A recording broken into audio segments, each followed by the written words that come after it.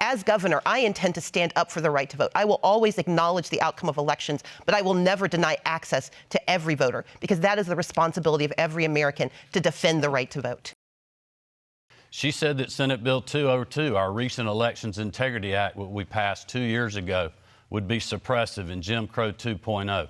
Just this past May in our primaries, we again had record turnout in the Republican primary and the Democratic primary. In Georgia, it's easy to vote and hard to cheat.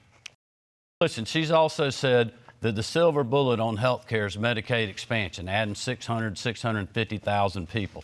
Well, there's been 600,000 people added to the Medicaid roll since I become governor. And the problem is it's a broken government program that she wants the government to decide your health care that will also kick 200,000 private citizens off their private sector health care. Thank you. Medicaid expansion will allow 500,000 Georgians who are working people to get access to health care. That is a good thing in a state where we have people dying every day from cancer, from issues with health, issues with diabetes, issues with heart disease. But number two, the 600,000 people that he references who are on Medicaid, they are put there because of the public health emergency. And when that ends, they will lose health care, which will add more people who are on the streets unable to get health care. We have a governor who has weakened gun laws across this state, flooded our streets with guns by letting dangerous people get access to those weapons.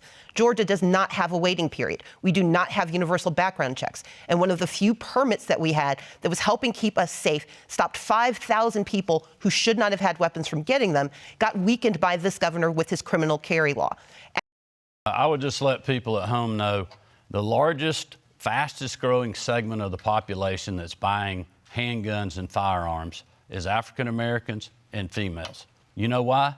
Because the criminals are the only ones that do have the guns. You have local governments that are holding up concealed weapon permits that are keeping law-abiding citizens from being able to simply use their Second Amendment right to protect themselves and their property and their families. I will certainly support that. I believe that we can protect the Second Amendment and protect second graders at the exact same time. That means that, yes, more people are buying guns, but that's because they think that's the only way to protect themselves because guns have flooded our streets. These are communities that want to be safe. They don't want to have to carry weapons. I know how to shoot. My great-grandmother taught me. But I know that the person who is most responsible is the person who holds the weapon. And that is why I will quote Ronald Reagan, trust but verify. And because of the criminal carry law that Brian Kemp signed into law, there is no longer a background check for those who have concealed carry permits. That makes all of us less safe. How are you going to